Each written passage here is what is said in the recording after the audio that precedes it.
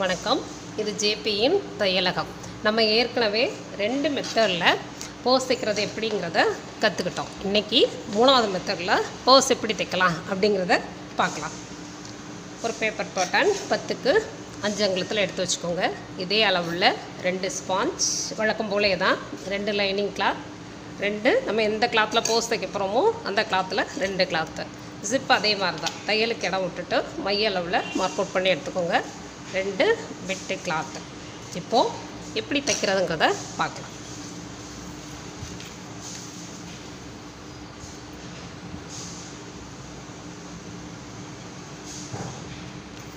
முதல்ல ஜிப்பை எடுத்துகிட்டு அதோட பின்பகுதியில் மையப்பகுதியை மார்க் அவுட் பண்ணி வச்சுப்போம். ஏற்கனவே நமக்கு தெரியும், அது மையப்பகுதியில் மார்க் அவுட் பண்ணி எடுத்துக்கலாம். கிளாத்தில் நல்ல பக்கம் வச்சுட்டு இங்கேருந்து இங்கே வரைக்கும் நல்லா ஸ்ட்ராங்காக தையல் போட்டுடலாம்.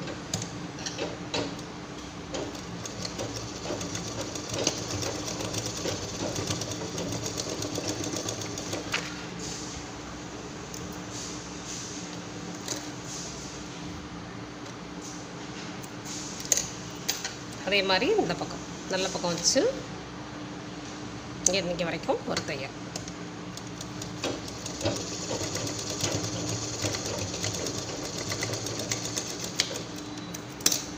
இப்போது 2 பக்கமும் ஜிப் அளவுள்ள கிளாத்தை மட்டும் வச்சுட்டு மீதத்தெல்லாம் ட்ரிம் பண்ணி எடுத்துடலாம்.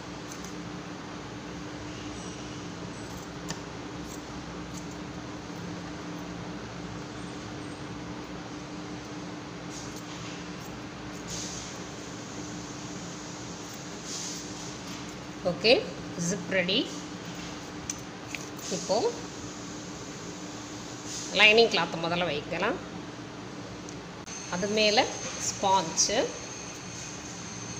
அது மேலே நம்ம தைக்க போகிற கிளாத்தை வச்சு இங்கேருந்து இங்கே வரைக்கும் ஒரு தையல், இங்கேருந்து இங்கே வரைக்கும் ஒரு தையல்.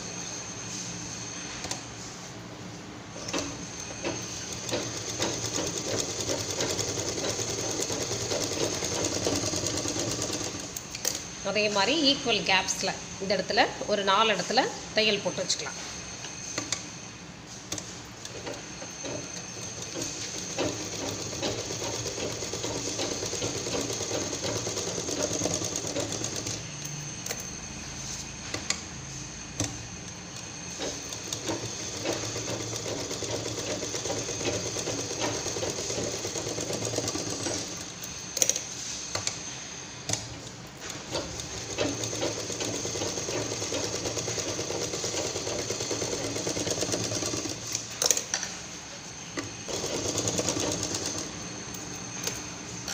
இதே மாதிரி இன்னொரு பாட்டையும் நம்ம ரெடி பண்ணி வச்சுக்கலாம். இப்போது எக்ஸஸ் எல்லாம் கட் பண்ணி எடுத்துடலாம்.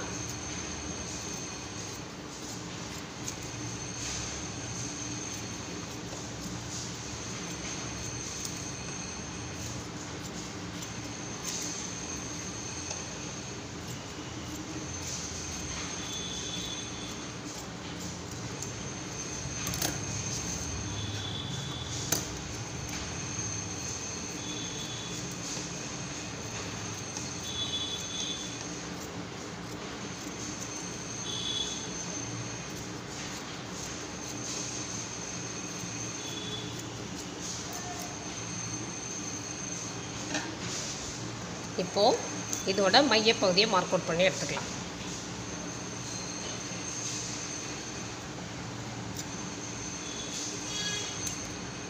நம்மளோட ஜிப்போட மையப்பகுதி இருக்கு இல்லையா, அதை இந்த இடத்துல வச்சு இங்கேருந்து இங்கே வரைக்கும் ஒரு தையல்.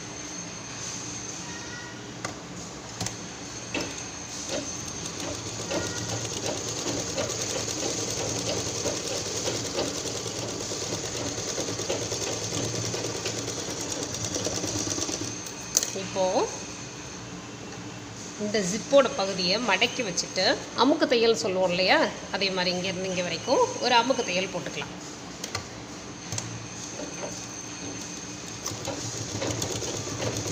பின்னாடி இருக்கிற கிளாத்தை இப்படியே மடக்கிக்கிட்டே வரணும். இந்த மாதிரி ப்ரெஸ் பண்ணி மடக்கிக்கிட்டே வந்து ஒரு அமுக்கு தையல் கொடுக்கணும்.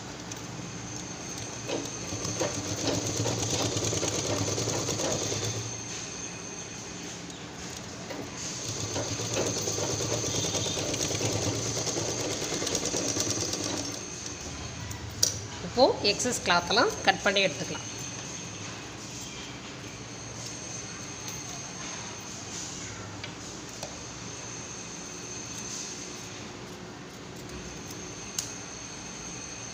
இதே மாதிரி ஆப்போசிட் சைடு அந்த கிளாத் எடுத்துகிட்டு அதுக்கு சென்டர் பார்ட் கொடுக்கலாம்.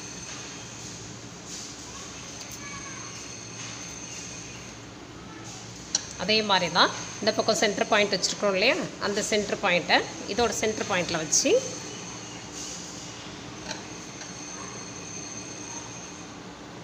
இங்கேருந்து இங்கே வரைக்கும் ஒரு தையல்.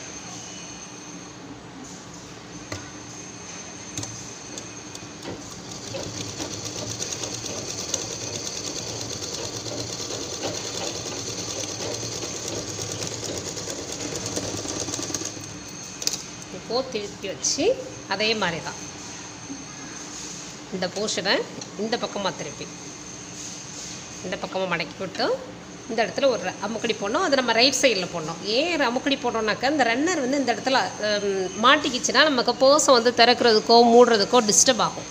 அதனால் ஒரு அமுக்கு தையல் போடுறோம். ராங் சைடில் வந்து இந்த பக்கம் இருக்கணும், ரைட் சைடில் தையல் பார்த்து நம்ம போடணும்.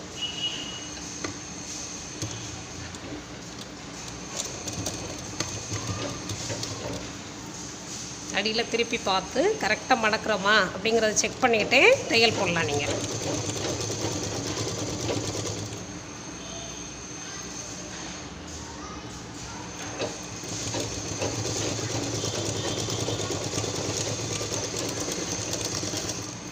அவ்வளோதாங்க, நம்மளோட போஸ் ரெடி.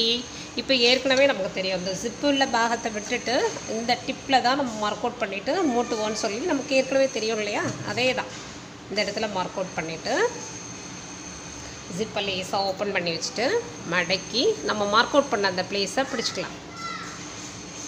அதே மாதிரி இந்த பக்கமும் நம்ம மார்க் அவுட் பண்ணி வச்சுருக்கிற ப்ளேஸை பிடிச்சிட்டு இங்கேருந்து இங்கே வரைக்கும் ஒரு தையல்.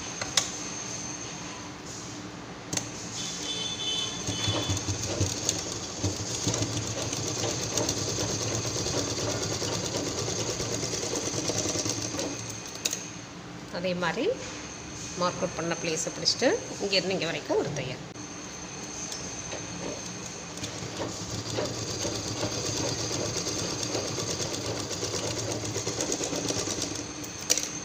இப்போது அடிபாகத்தில் ஒரு தையல்.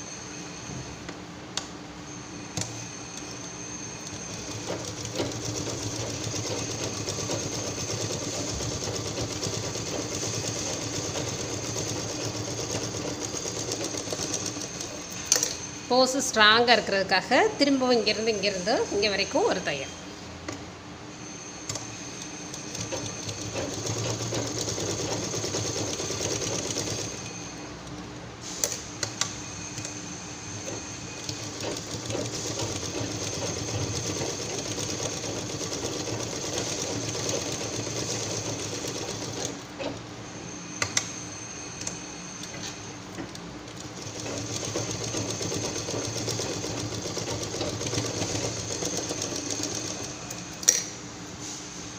இப்போது எக்ஸஸாக இருக்கிற பாட்டெல்லாம் கட் பண்ணி கீழே போட்டுடலாம்.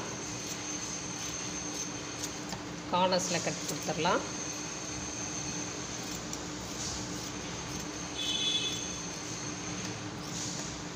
இந்த கார்னர்லேயும் ஒரு கட்டு.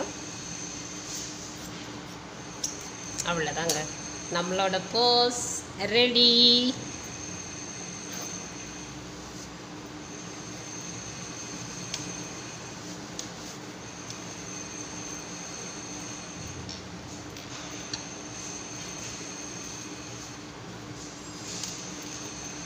நல்ல ஷார்ப் எட்ஜ் கொடுத்து போஸ்க்கு நல்ல ஷேப் கொடுத்துக்கலாம்.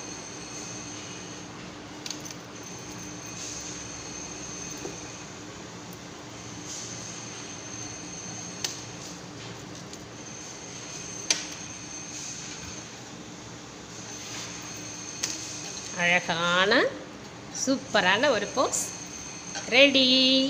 மற்றொரு காணொளியில் சந்திப்போம். நன்றி.